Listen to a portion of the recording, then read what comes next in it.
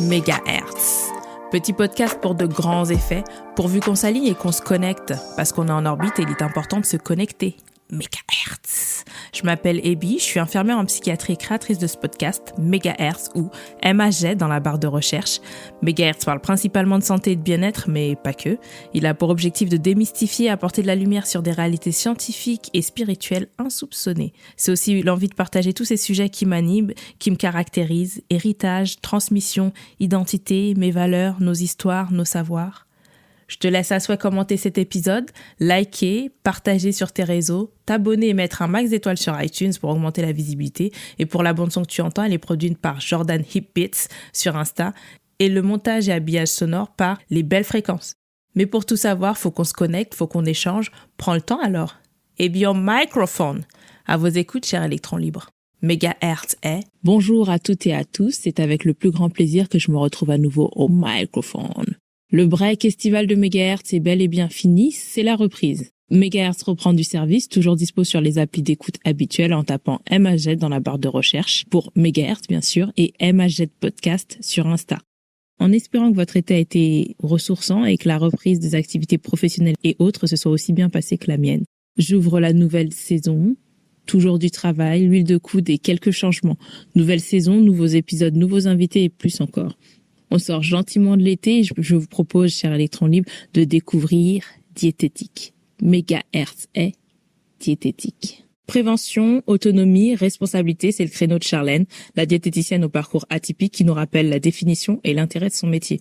On ne parle pas de régime, ne vous en souciez pas, le propos est tout autre. Elle nous rend autonomes sans pression. Art culinaire et transmission à la portée de tous.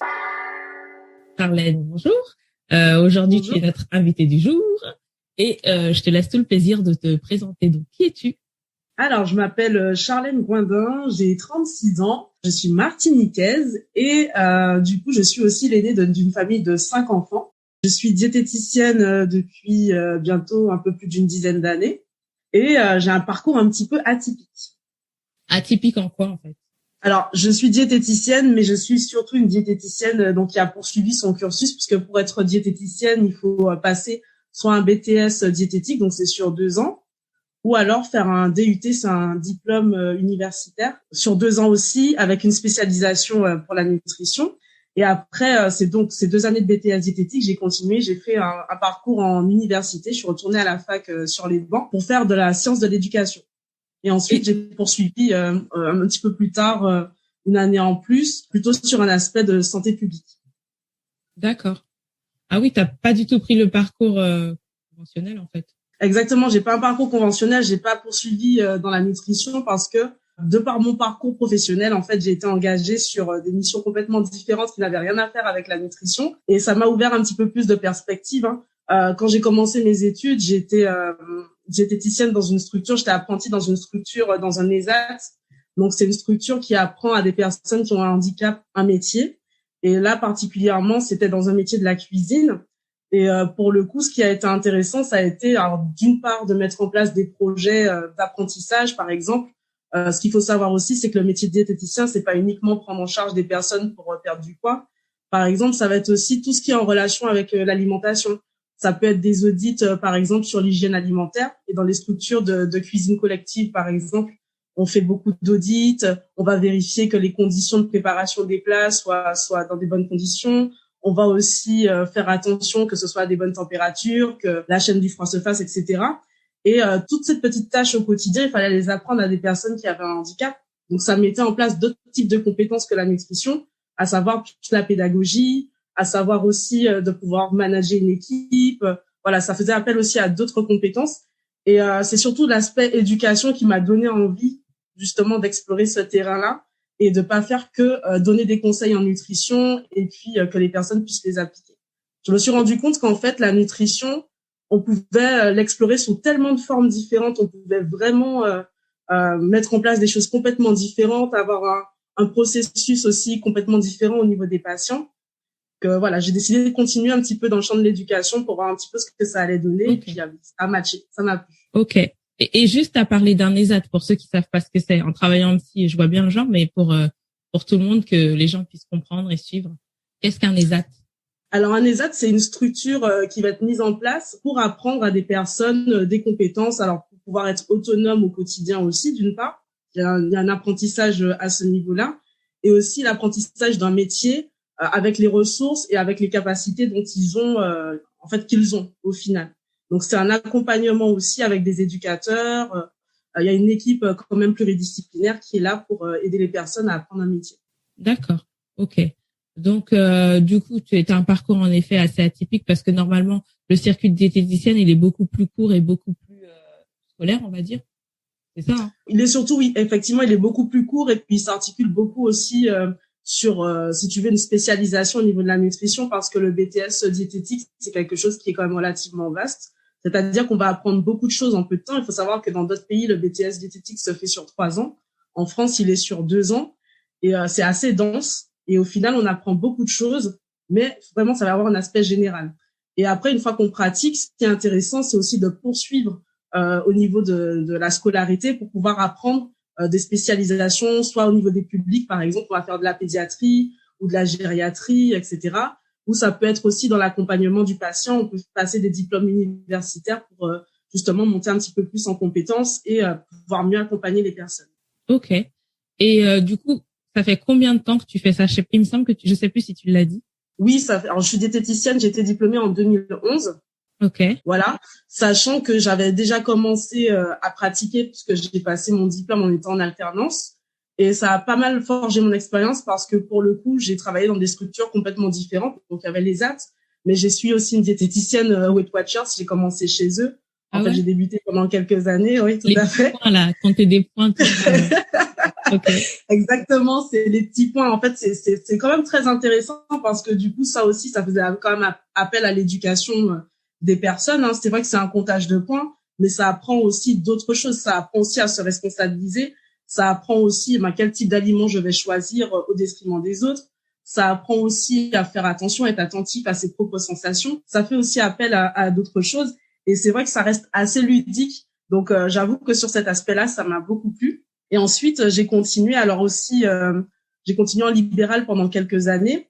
La particularité, c'est que j'avais des partenariats et des collaborations avec des associations. Alors, je fais beaucoup de prévention en définitive, hein, que ce soit auprès des personnes âgées, c'est ma spécificité, c'est la gériatrie et également les personnes qui sont en situation de précarité.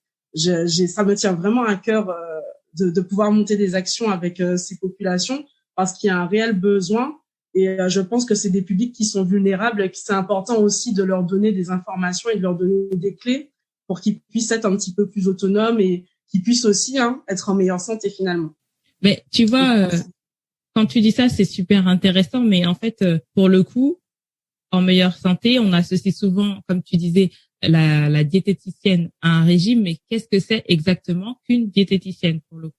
Alors, une diététicienne, c'est déjà un professionnel de santé. Ce qu'il faut savoir, c'est qu'on est reconnu. Hein, il y a un ordre de santé des diététiciens. Donc, on est quand même reconnu. Chaque diététicien a ce qui s'appelle un numéro ADLI qui permet de l'identifier parce qu'on est répertorié. Et si une personne n'a pas son numéro ADLI, il n'est pas diététicien. Pour le coup, c'est une façon de nous repérer. Et donc, c'est un professionnel de santé qui va accompagner les personnes au niveau de la nutrition d'une façon générale. Alors, ça peut être aussi bien effectivement sur la perte de poids, parce que c'est souvent ce à quoi on associe une diététicienne, c'est la perte de poids. Mais en réalité, une diététicienne, elle accompagne les personnes sur tout au quotidien. Ça peut être des personnes qui ont des pathologies spécifiques comme le diabète, par exemple, qui ont une obésité, etc. Mais ça peut être aussi des personnes qui sont malades, qui ont des cancers digestifs, qui vont avoir des problèmes qui sont relativement liés à l'alimentation. Et puis, ça va être aussi tous les aspects du quotidien. Par exemple, savoir ce que je peux manger, comment équilibrer mes repas, savoir le rapport qualité-prix, savoir comment lire une étiquette. Et tous ces aspects-là au quotidien aussi sont importants. Et je pense que c'est relativement quelque chose qu'il faut pouvoir mettre en place pour que les gens puissent justement pouvoir faire des meilleurs choix au quotidien. Ok. Et toi, du coup, où est-ce que tu exerces? Actuellement, je suis diététicienne en hospitalisation à domicile. Donc, j'interviens auprès de patients plus spécifiquement qui sont malades. Et je les accompagne lors de leur retour à domicile, soit pour faire des meilleurs choix alimentaires toujours, mais aussi plus pour adapter leur alimentation en fonction de leur maladie. Et puis à côté de ça, je suis aussi en libéral. Et en libéral, donc je fais de la prévention en nutrition. Donc je travaille avec des associations de personnes âgées. Ça peut être également des associations de personnes en situation de précarité. Et puis j'exerce aussi en libéral à domicile. Donc avec le Covid, j'ai dû un petit peu adapter mon activité. Le Covid. Et bah oui, pour le coup. Et maintenant, je fais plutôt des consultations à distance. Alors aussi bien pour des personnes qui souhaitent modifier leur hygiène alimentaire, on va dire, que des personnes qui souhaitent perdre du poids ou qui ont des réelles questions sur la nutrition. Parce que ce qui est aussi difficile, c'est que à l'heure actuelle, on a énormément d'informations sur les réseaux sociaux, sur Internet, les on-dit, etc. Et je pense que c'est quand même important d'avoir quelqu'un, on va dire, qui soit fiable ou en tout cas qui soit légitime pour faire circuler des informations au niveau de la nutrition. Okay. Donc, j'interviens aussi bien pour des personnes qui en ont besoin que pour des personnes au quotidien qui ont besoin d'informations concrètes. Donc, ça peut être en fait le public, les gens avec qui tu travailles, ça peut être n'importe qui, ça peut être moi, la voisine, le voisin. Exactement. Un sportif. Ça peut être une personne lambda. Ça peut être des sportifs, bien sûr. La nutrition, c'est tellement large. Ça peut être des sportifs, ça peut être aussi dans des résidences autonomes pour les seniors, par exemple, dans les maisons de retraite. Il y a aussi des diététiciennes qui accompagnent pour l'élaboration des repas, s'assurer que les personnes elles restent en bonne santé le plus longtemps que possible. Ça peut être aussi bien dans des spas, ça peut être aussi bien dans des structures qui vont être un peu plus dans le bien-être. C'est large et varié. Vraiment, on intervient à tous les niveaux. Et c'est ce qui est intéressant aussi avec le métier de diététicien finalement. C'est trop marrant parce que je vois que tu es à fond dedans. Et là, non mais j'ai travaillé en maison de retraite. J'ai pas du tout le même rapport à la personne âgée en fait. Donc je te vois à fond, je dis non, il faut tout pour faire un monde. Non, c'est magnifique. C'est vrai. C'est magnifique. C'est vrai que non mais tant mieux. Mais non, c'est bien. Mais qu'est-ce que j'allais dire? Et du coup, en fait, tu as inventé un concept, tu es axé sur l'éducation et la prévention. Et est-ce que tu peux nous parler des piqûres diètes en fait, parce que ça a quand même deux, trois particularités et ce serait bien d'en parler pour un petit peu aider ceux qui écoutent, les électrolytes qui nous écoutent. Oui. Alors, c'est vrai que les piqûres diètes, moi, je suis diététicienne depuis longtemps, mais les piqûres diètes vraiment a émergé il y a peut-être 2-3 ans au final, vraiment au cours de la pratique. Alors, ce que je t'ai pas dit non plus, c'est que moi aussi, j'ai suivi un parcours de perte de poids parce que j'ai été obèse très jeune. Depuis l'âge de 12 ans, je faisais 86 kilos, donc j'avais déjà eu des accompagnements avec des médecins nutritionnistes. Pour 1 mètre combien, 86 kilos? 1m65, pas plus, à cette époque. Oui, je savais pas. Ouais, j'étais vraiment obèse, petite. Et du coup, j'ai suivi justement ce parcours-là de perte de poids. Et je pense que c'est ce qui me donne aussi peut-être quelques clés supplémentaires de savoir ce par quoi les gens passent. Et ce que je me rends compte aussi, c'est qu'on donne beaucoup de conseils. Et au final, la frustration, c'est de se dire, OK, j'ai bien compris ce que la diététicienne, elle m'a dit, mais quand je rentre à la maison, comment je fais? Exactement. Parce que c'est bien beau d'avoir la théorie. Mais après, pour passer en pratique, comment je fais, en fait? Comment je mets ça en place? Comment je l'adapte à ma vie au quotidien? Et puis surtout, si j'ai une famille, et puis surtout, si j'ai une vie sociale, et puis surtout, si je vais au travail. Il y a tous ces aspects-là, en fait, finalement, qui sont assez frustrants pour une personne de se dire, OK, j'ai tout ce qu'il faut, par où je commence? Et je pense que c'est là où il y a eu le petit déclic où je me suis dit, OK, c'est vrai qu'on a beaucoup l'aspect théorique, ça se trouve partout, vraiment les informations théoriques, on les trouve partout. Et même si j'en dispense un petit peu, c'est pas l'essentiel. Ce que j'aime faire, c'est vraiment donner des clés pratiques, c'est-à-dire comment je fais, par exemple, pour choisir un aliment qui va être meilleur pour ma santé, comment je fais pour manger équilibré quand je vais au restaurant. En plus, on est déconfiné, c'est exactement le moment. Comment je fais, par exemple, quand j'ai un repas en famille où là, j'ai vraiment débordé, est-ce qu'il faut que le lendemain, je me restreigne? Est-ce qu'il faut que je fasse attention? Comment il faut que je fasse, en fait? Et Piqûre Diète, c'est vraiment cet aspect-là, c'est vraiment l'aspect pratique. Donc, comment je mets en place au quotidien pour justement pouvoir avoir une hygiène de vie, puisque finalement, c'est ça aussi. C'est apprendre à bien manger sur du long terme. C'est pas juste on fait attention à un moment donné et puis après on se laisse aller. Sauf que tu dis tout ça, c'est génial. Toi, tu parles autant que professionnel. Oui, tu es une ancienne obèse, donc je pense que tu maîtrises bien le sujet de l'intérieur. Mais il y a le côté pratique, on a les informations. Mais dans ta cuisine, tu fais comment? Eux, ils parlent en grammes, en je sais pas quoi. Par exemple, je suis pas en surpoids ou quoi que ce soit. Mais franchement, les histoires de bien manger, là, ça donne. C'est pas que ça donne pas trop envie, mais les histoires de grammes, blablabla, c'est pas très pratique. Dans une cuisine, moi, je cuisine pas comme ça, et je pense qu'il y a beaucoup de gens aussi qui ne cuisinent pas comme ça pour de vrai dans la vraie vie. Exactement. Donc, tout à fait, c'est ce qui rend aussi l'aspect contraignant finalement. C'est ce qui fait aussi que je pense que les gens abandonnent rapidement quand on a envie de bien faire et qu'on se donne des objectifs à ce niveau-là, on abandonne parce que finalement, ça devient trop compliqué à mettre en place. Alors moi, je suis pas du tout sur les histoires de grammage. Je ne suis pas du tout non plus sur l'aspect calories, bien sûr. Sur un objectif particulier, on va faire attention. Mais ce qui est important de savoir, c'est déjà comment j'équilibre au quotidien, donc d'une manière globale, comprendre les groupes alimentaires, etc. Après, tu parlais des grammages. Moi, j'interviens plutôt avec, par exemple, des aspects pratiques comme les cuillères à soupe. Ça va être sur une demi-assiette, un petit bol, un petit verre. Vraiment donner des références qui vont être beaucoup plus faciles à repérer, qu'on soit à la maison, qu'on soit au restaurant, qu'on soit chez des amis ou qu'on soit tout simplement au travail. Mais vraiment donner, si tu veux, des quantifications qui vont être beaucoup plus pratiques et puis qu'on va pouvoir suivre sans contrainte. C'est surtout ça, pour diminuer les contraintes au maximum. Ok, d'accord. Bah là, pour le coup, oui, c'est beaucoup plus accessible parce que les histoires de grammes, moi,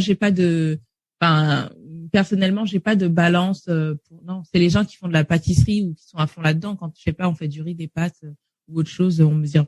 Bon, moi, je connais mesurer à l'œil. Je crois que dans la culture afro-caribéenne, c'est ça. En fait, on fait beaucoup à l'intuition.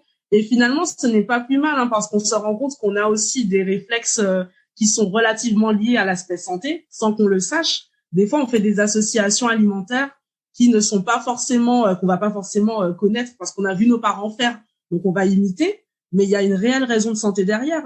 Par exemple, le fait de manger du riz avec des haricots rouges ou du riz avec des lentilles, ça, on le fait. Mais est-ce que tu sais pourquoi on le fait? Parce que c'est bon dans la bouche, j'en sais rien. Pose pas de questions bizarres, j'en sais rien. C'est justement parce que le fait de consommer des céréales avec des légumineuses, c'est une très bonne association alimentaire parce que ça permet de compléter. Alors, on dit qu'il y a ce qu'on appelle des acides aminés et en fait, qui sont absents dans les légumineuses et qui sont présents dans les céréales. Ça permet vraiment d'avoir une alliance, finalement, une synergie alimentaire qui va être très intéressante. Et ça, c'est des choses qu'on fait depuis la nuit des temps, alors que, c'est culturel, mais sur le plan de la santé, il y a un réel impact. Et c'est vraiment important. J'ai envie de dire, et chez tout le monde d'ailleurs, la manière de cuisiner, elle a forcément un sens. Il y en a qui ont testé avant nous. On peut pas arriver en 2021 et sortir des associations comme ça. Je pense que, c'est l'empirisme, en fait. C'est juste, à force de reproduire, tu sais qu'à force de manger tel fruit, vous tombez tous malades. Il a mangé cette baie, c'est toxique, etc. Je pense qu'il y a quand même eu 2-3 histoires avant, mais c'est hyper intéressant parce que moi, justement, on me disait, on a souvent des conversations entre collègues, rien d'extraordinaire, où on me disait non, mais on me posait la question, mais pourquoi vous mangez du riz avec? C'est bizarre de manger de féculents, du riz avec des haricots. Franchement, j'ai pas su quoi répondre. J'ai haussé les épaules, j'ai dit je sais pas moi. Non, mais sérieux, des fois on te pose des questions, c'est hyper intéressant. Mais moi, je suis pas diététicienne. Voilà quoi. Bien sûr. Bien sûr. En tout cas, il y a des choses qui se font de façon instinctive. En tout cas, en cuisine, c'est là où c'est intéressant aussi, c'est de laisser parler son intuition, c'est de laisser aussi parler son palais parce qu'on n'a pas tous le même palais. Et c'est aussi de se faire confiance parce que il y a l'aspect effectivement se nourrir, mais il y a l'aspect aussi estime de soi, il y a l'aspect aussi avoir une activité, on va dire que c'est un peu artistique finalement la cuisine parce que on fait des choses des fois là. Oui, je te vois déjà. Top chef. On va dire non, c'est artistique. Non, mais si, bien sûr que c'est artistique. Mais nous aussi, excuse-moi, moi quand je suis dans ma cuisine, bien sûr que c'est artistique. Non, mais allô quoi, il y a pas que Top Chef, je suis sérieuse. C'est bien ce que je dis.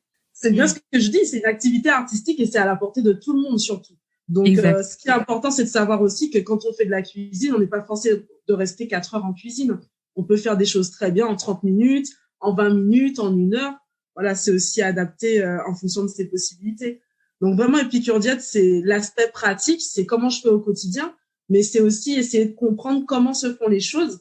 Parce que avec tous les scandales sanitaires qu'on a eu ces dernières années aussi, je pense que c'est important de connaître les origines, des filières, de savoir comment ça se fabrique, de savoir comment faire les bons choix. Et ça aussi, c'est énorme parce que au niveau des informations, on a tellement de choses qu'on n'arrive pas forcément à dissocier. Donc, vraiment, l'objectif d'Épicure Diète, c'est aussi donner ces informations-là et de pouvoir justement par des activités qui vont rester quand même assez ludiques, parce que bon, j'avoue que je suis diététicienne qui aime beaucoup des choses qui sont quand même amusantes et qui vont être faciles à retenir. Mais par des activités, en fait, c'est vraiment essayer de faire comprendre d'où ça vient, comment je peux faire pour choisir entre 2 aliments. Est-ce que je choisis le moins cher? Est-ce que je choisis le plus cher? Est-ce que le plus cher, c'est forcément celui qui est le meilleur? Donc, voilà, il y a tout cet aspect-là aussi. J'étais sous la main, j'allais parler des mercredis étiquettes, de tout ce qui est éducation nutritionnelle, activité cuisine, etc. Mais juste parenthèse pour ma culture personnelle. Donc, comment on fait pour choisir? Parce que tu prends le pouce ou tu prends pas le pouce? Enfin, genre les tomates à 1 € de certaines enseignes là qui ont un goût ignoble, qui restent 3 semaines dans un frigo. Lorsque ça tombe à terre, c'est comme une orange qui tombe, le truc n'éclate pas au sol et ça a le temps de germer à l'intérieur. Enfin, on a quand même un petit problème de société. Il y a un truc hyper effrayant. 3 semaines dans un frigo, ça ne moisit pas et ça germe de l'intérieur. Non. Et quand tu coupes le truc, tu vois non, c'est pas possible. Comment on choisit? Exactement. Alors, sur les produits, de toute façon, le mieux possible, c'est de choisir des aliments qui sont bruts. Donc, d'éviter au maximum que possible les aliments qui vont être transformés et ultra transformés. Et après, tu parlais des pousses. Ce qu'il faut savoir aussi, c'est que parfois, une même usine va fabriquer plusieurs marques. Et que du coup, les sous-marques ou les marques distributeurs, des fois, sont de très, très bonne qualité. Donc, il faut pas non plus les dénigrer. Ce qui est important, c'est d'essayer d'apprendre à lire les étiquettes. Donc, c'est vrai qu'il y a Yuka, il y a des applications qui aident, mais en mon sens, qui sont pas forcément pertinentes. Pourquoi? Parce qu'elles ne vont pas éduquer les personnes, justement, et parce que sur certaines catégories d'aliments, en réalité, ça donne pas forcément les bonnes informations. Donc, je pense que dans un premier temps, c'est apprendre à lire les étiquettes pour pouvoir savoir que, par exemple, si un aliment a beaucoup d'ingrédients, au final, c'est qu'il y a anguille sous roche. Vraiment, dans la mesure du possible, c'est les déposer. Et il faut que dans cette liste d'ingrédients, ce soit des aliments qu'on va retrouver dans le placard. Farine, des œufs, du beurre, etc. Et puis, autre chose, si on a beaucoup d'additifs, de conservateurs, ça aussi, c'est quelque chose qui peut être assez nocif. Donc, au final, qui vaut mieux limiter. En général, au supermarché, il y a les basses gammes qui sont juste en bas. Bon, souvent, quand même, ce sont les moins bonnes pour la santé parce qu'il y a beaucoup d'additifs, elles sont pas chères. Et des fois, ça va être des restes ou des choses qui sont reconstituées, donc pas forcément très pertinentes pour la santé. Après, on a les milieux de gamme. Bon, ça se défend, mais je pense qu'il faut quand même relativement lire les étiquettes. Et après, il y a les hauts de gamme qui sont plutôt au-dessus d'une manière générale. Mais vraiment, bien manger, c'est pas forcément manger très cher. Après, tu parlais aussi des fruits et légumes. Alors, à l'heure actuelle, ce qui est important, c'est de vraiment manger des fruits et légumes de saison parce qu'au final, on a beaucoup d'aliments qui sont exportés ou importés et en réalité, qui ont peu de valeur nutritionnelle, donc c'est pas du tout pertinent. Et après, au niveau des fruits et légumes, le mieux, ça reste de manger bio pour cette catégorie d'aliments, mais on fait au mieux. Maintenant, les distributeurs, quand même, ont une gamme de produits bio qui reste assez intéressante. Des fois, il vaut mieux manger moins d'une chose, mais mieux. Ouais, mais je suis totalement d'accord, mais mine de rien, le bio, ça reste quand même particulier. Ça a un coût, c'est assez onéreux. On peut pas le nier. On peut pas le nier. Tout à fait. Mais bon. Mais même le bio, quand même, je tiens juste à noircir un peu le tableau avec le bio, c'est que même le bio, tu prends des tomates, des fois, tu te dis, waouh, enfin, la tomate, elle tient, quoi. Et pour moi, une tomate, ça tombe par terre, tu l'as éclatée, tes parents, ils t'engueulaient à l'époque, et puis voilà, quoi, la tomate était foutue, mais c'est vrai. Tu vois, l'évolution, oui. C'est comme les oranges. J'ai souvent ce débat avec les oranges, ou les agrumes plutôt. T'étais petit, tu faisais tomber le citron derrière le congélateur et à la prochaine saison, c'était en automne-hiver et au grand nettoyage de printemps, tu retrouvais ton agrume qui avait desséché. Aujourd'hui, t'achètes le truc au marché, le lendemain, l'agrume, il est déjà en train de moisir. Mais il moisit pas un peu blanc, hein, il moisit beaucoup vert, quoi. Mais le lendemain, en fait. Et ça veut dire qu'on mange, bref, je crois que c'est un autre débat, on s'égare un peu. Mais, tu as tout à fait raison. Tu as tout à fait raison parce qu'il y a bio et bio, hein. Après, ce qu'il faut savoir, c'est que le bio, ça répond à un cahier des charges. Donc après, réellement, ce qui se passe derrière, on ne sait pas toujours. Même s'il n'y a pas de pesticides, on peut utiliser d'autres biais aussi pour mieux conserver les aliments. Et puis, vraiment, le meilleur bio possible, c'est d'avoir son propre jardin et de faire pousser ses propres légumes. À part ça, réellement, on connaît pas toujours non plus l'impact et puis les filières de réalisation de l'agriculture. Donc, malheureusement, on est obligé de se fier pour l'instant. Mais ce qu'on va trouver aussi sur le marché, attention, c'est pas toujours bio. Souvent, on se rend bien compte qu'il n'y a pas forcément non plus les origines des fruits et légumes. Donc, n'hésitez pas à poser la question aussi aux maraîchers parce que parfois, c'est tout simplement des choses qui viennent d'ailleurs, d'autres qui sont importées et qui sont pas forcément ça. On va sur le marché en pensant bien manger et au final, on a la mauvaise information. Donc, attention. Je comprends mieux les survivalistes. Lorsqu'on parle diététique, on parle forcément qualité de produit, responsabilité d'État et autonomie personnelle. La responsabilité individuelle, c'est exactement là que débute son travail. La fin des propos de Charlène sont à venir dans Diététique en pratique, la déconstruction de nos idées reçues. En espérant t'avoir fait vibrer un peu, n'hésite pas à commenter, liker, partager, t'abonner, à mettre un max d'étoiles sur iTunes pour faire décoller Megahertz, que tu peux aussi retrouver d'ailleurs sur MAZ Podcast. Production du jingle Jordan Hip Beats. C'était Abby au microphone. À très vite sur les ondes.